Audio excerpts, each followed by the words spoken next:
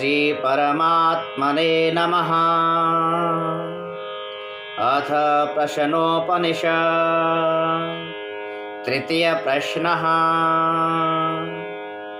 अथ हैनं कौसल्यश्चाश्वलायनः पप्रच्छ भगवन् कुत एष प्राणो जायते कथमायात्यस्मिन् शरीर आत्मानं वा प्रविभज्य कथं प्रातिष्ठते केनोत्क्रमते कथं बाह्यमद्भिधत्ते कथम अध्यात्ममिति। इस मंत्र में आश्वलायन मुनि ने महर्षि पिप्पलाद से कुल 6 बातें पूछी हैं। जिस प्राण की महिमा का आपने वर्णन किया है वह प्राण किससे उत्पन्न होता है, वह इस मनुष्य शरीर में कैसे प्रवेश करता है, अपने को विभाजित करके किस प्रकार शरीर में स्थित रहता है, एक शरीर को छोड़कर दूसरे शरीर में जाते समय पहले शरीर से किस प्रकार निकलता है, इस बाह्य अर्थात पांच भौतिक जगत को किस प्रकार धारण करता है, मन और इंद्रिय आदि आध्यात्मिक आंतरिक जगत को किस प्रकार धारण करता है। यहाँ प्राण के विषय में भी वही बातें पूछी गई हैं जिनका वर्णन पहले उत्तर में नहीं आया है और जो पहले प्रश्न के उत्तर को सुनकर ही स्फुरित हुई हैं। इससे यह स्पष्ट हो जाता है कि प्रश्नोत्तर के समय सुकेश आदि 6 ऋषि वहां साथ साथ बैठे सुन रहे थे।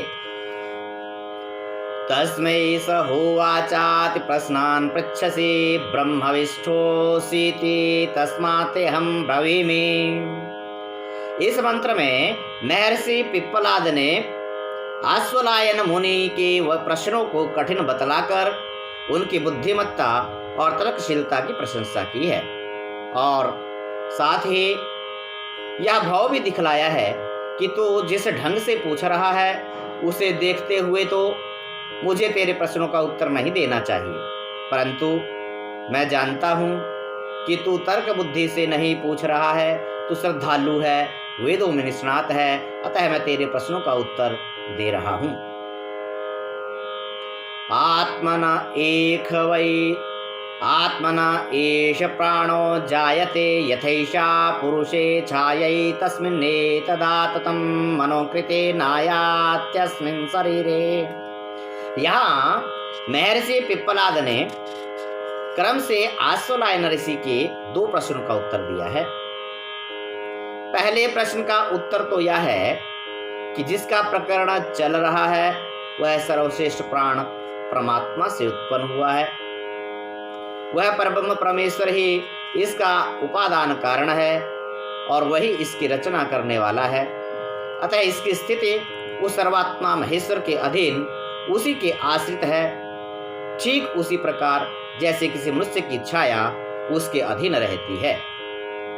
दूसरे प्रश्न का उत्तर यह है कि मन द्वारा किए हुए संकल्प से वह शरीर में प्रवेश करता है। भाव यह है कि मरते समय प्राणी के मन में उसके कर्मानुसार जैसा संकल्प होता है उसे वैसा ही शरीर मिलता है। अतः प्राणों का शरीर में प्रवेश मन के संकल्प से ही होता है। अब आश्वलायन के तीसरे प्रश्न का उत्तर विस्तार पूर्वक आरंभ किया जाता है।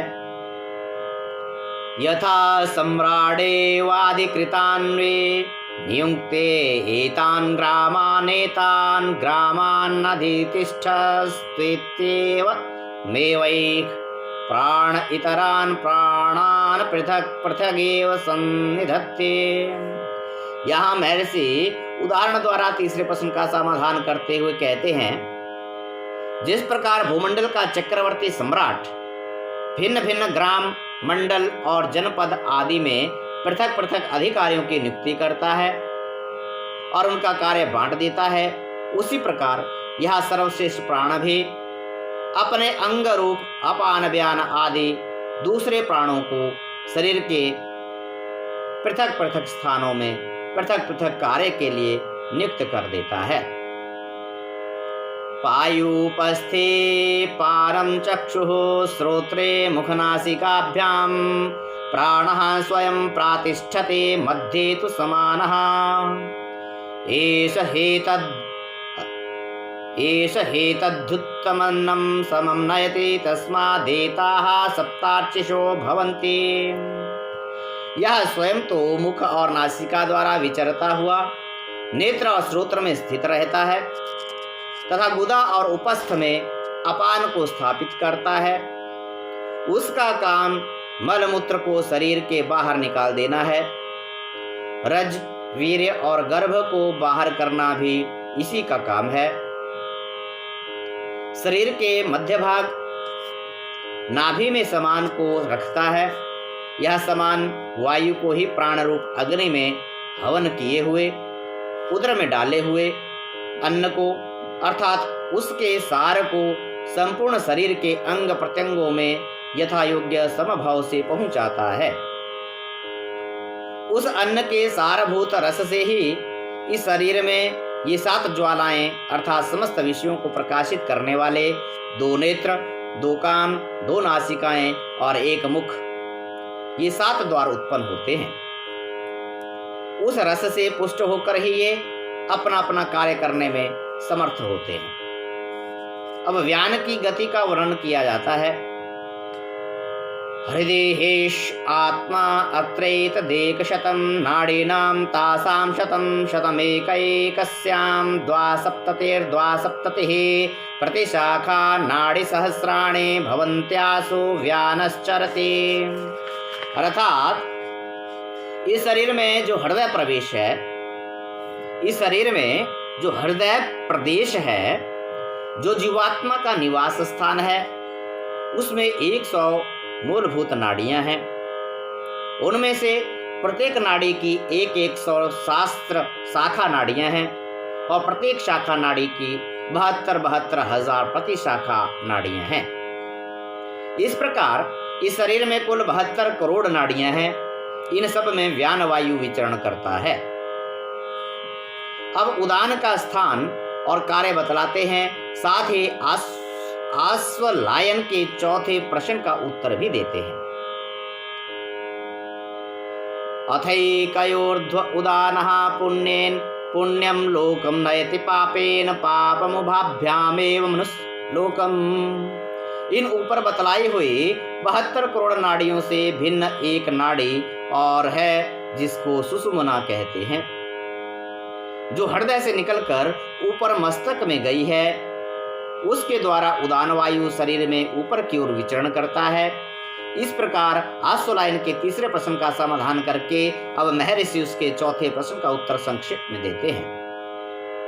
जो मनुष्य पुण्यशील होता है, जिसके शुभ कर्मों के भोग उदय हो जाते हैं, उसे यह उदान वायु ही अन्य सब प्राण और इंद्रियों के सहित वर्तमान शरीर से निकलकर पुण्य लोकों में अर्थात स्वर्ग आदि उच्च लोकों में ले जाता है।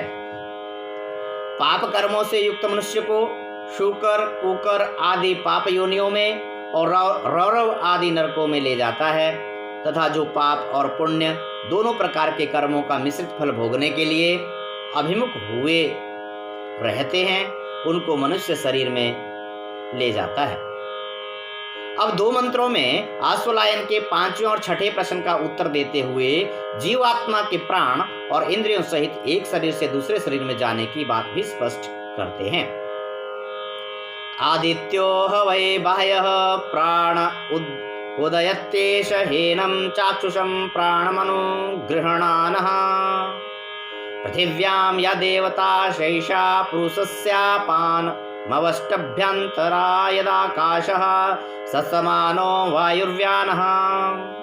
यह निश्चय पूर्वक समझना चाहिए कि सूर्य ही सबका बाह्य प्राण है। यह मुख्य प्राण सूर्य रूप से उदय होकर इस शरीर के बाह्य अंग प्रत्यंगों को पुष्ट करता है और नेत्र इंद्रिय रूप आध्यात्मिक शरीर पर अनुग्रह करता है, उसे देखने की शक्ति अर्थात प्रकाश देता है। पृथ्वी में जो देवता अर्थात अपान वायु की शक्ति है, वह मनुष्य के भीतर रहने वाले अपान वायु को आश्रय देती है, टिकाए रखती है। यह इस अपान वायु की शक्ति गुदा और उपस्थ इंद्रियों की सहायक है तथा इनके बाहरी स्थूल आकार को धारण करती है। पृथ्वी और स्वर्गलोक के बीच का जो आकाश है वही समान वायु का बाह्य स्वरूप है।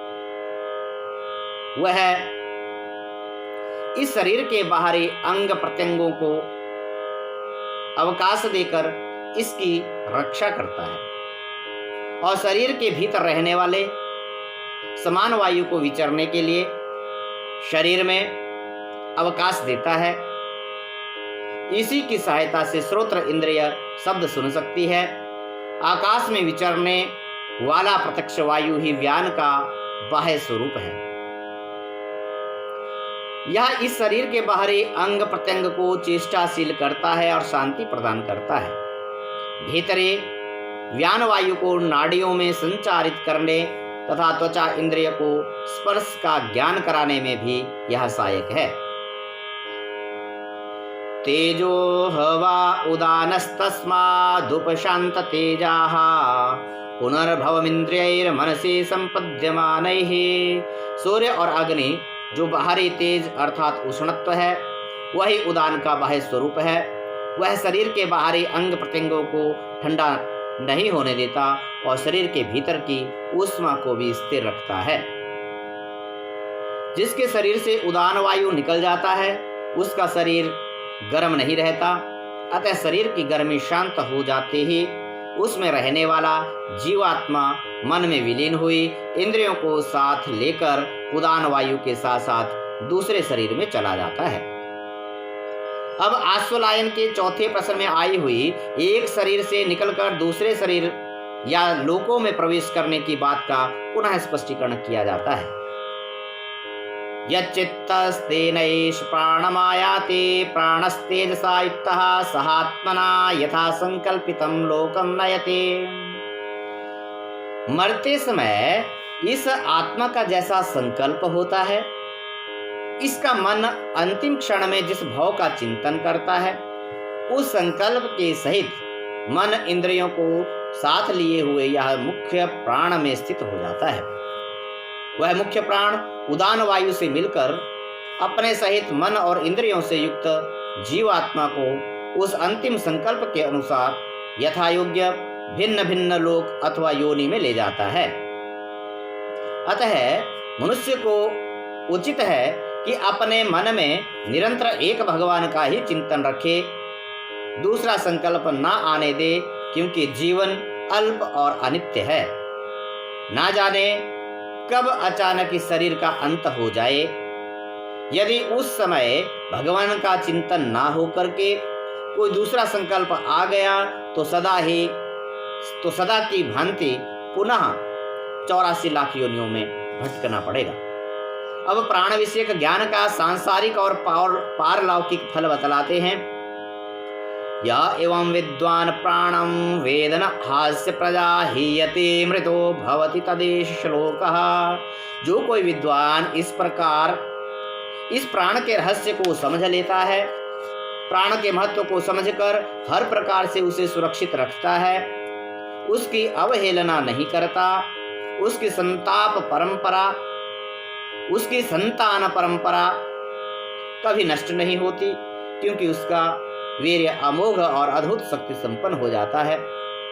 और वह यदि उसके आध्यात्मिक रहस्य को समझकर अपने जीवन को सार्थक बना लेता है, एक क्षण भी भगवान के चिंतन से शून्य नहीं रहने देता, तो सदा के लिए अमर हो जाता है, अर्थात जन्म मरण रूप संसार से मुक्त हो जाता है। इस विषय पर अग्रिम ऋचा है।